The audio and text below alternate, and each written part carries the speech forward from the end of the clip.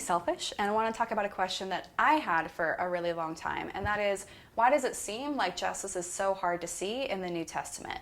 And it's in the New Testament. Justice is all over the New Testament, but it can just seem like it's really hard to see. So I want to go over 4 reasons why I think that's really hard. I am not going to go over any particular verse or passage. I think it's just really helpful to kind of get an idea of what are the things that can block, especially a lot of Western-minded English-speaking Christians, from seeing justice in the New Testament. So the first reason is historical ones. So back in the early 1900s, the Protestant side of the church had this split over social justice and the gospel / evangelism. So at that time, the term social justice had come out of the Catholic side of the church. So by the early 1900s, the Catholic Church had adopted social justice as a part of their official doctrine, and the Protestant side of the church was really wrestling through, how do we understand issues of social injustice in light of the gospel and in light of the Bible. And around that time, this movement came out called the social gospel movement, which some people have critiqued as having really bad theology and as focusing way too much on earthly conditions and not enough on heaven. And so that forced churches to split between social justice and the gospel. And some Protestant churches went with one, some went with the other. And I bet you can guess which side our modern evangelical churches came from. It came from the side that said, social justice is not part of the gospel, it's not theologically sound, we're going to do the gospel. So that's why there's so many Christians now that genuinely want to reflect the Bible, and it's because it's belief that it's not been in the church for the entire history of the church. It's not a question it's not a belief that's in the Bible or a question that's in the Bible. Do you do social justice or the gospel? That's not something that Jesus asks of us. That's not even a question that's been in the church for the entire history, the 2,000-year history of the church. It really is a modern question that dates back, 100 or so years ago. So something that's interesting is that at that time, churches were racially segregated. So black churches and white churches were split. And the black churches did not have the same split over social justice that the white churches had. So that's why in the civil rights movement, a few decades later, a lot of the big leaders of the movement were African American faith leaders, because Dr. Martin Luther King Jr., because they weren't forced to choose between justice and the gospel. They saw it in a much more holistic way, and they were able to see that justice flows from the gospel and that it does impact society.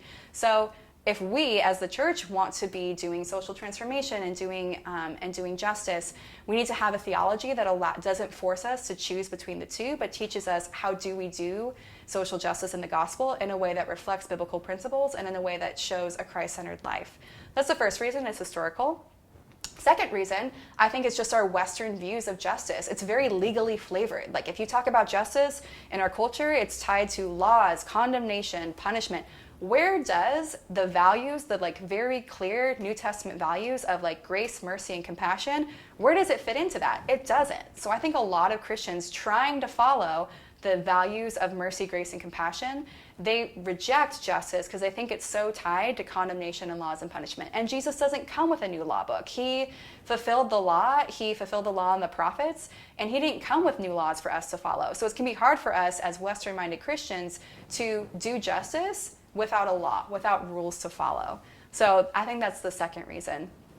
Third reason is there's a translation issue. If you go onto a Bible word search engine, online, and you type in righteousness, it shows up in the New Testament hundreds of times. You type in justice, it shows up less than 10. That can make it seem like righteousness, that's what the church is supposed to be about. Justice, not so much. How can we do justice when we literally don't even see it in the New Testament? And the reason for that, it's a translation issue. It's not justice isn't in the New Testament. Justice is in the New Testament in the Greek, but the concept isn't translated into English because of some translation issues with translating the Greek words for justice and righteousness into English. We'll go over that separately, but just so you know, it's there. Justice is there in the New Testament in Greek, but it just isn't translated into our English Bibles. The last challenge is challenges with the social translation. So in the New Testament, we read in English that we hear about terms like Samaritan and Gentile, and we hear about Jesus including women and children, and we read things like there is neither slave nor free, and we just don't give it the weight that it was given at the time. The Bible calls us to do some pretty socially revolutionary things, and we miss that because we're so far removed from the cultural context. If I were to go into a church now and I would say, Jesus calls us to be social revolutionaries, People would probably respond with like, here, eat some casserole and simmer down for a second before you keep going with that.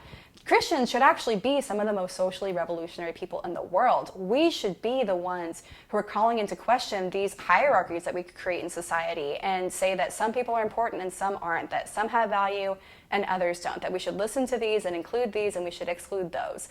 We should be some of the most socially revolutionary people, and we kind of miss that dimension of a Christian life because we're so far removed from the cultural context.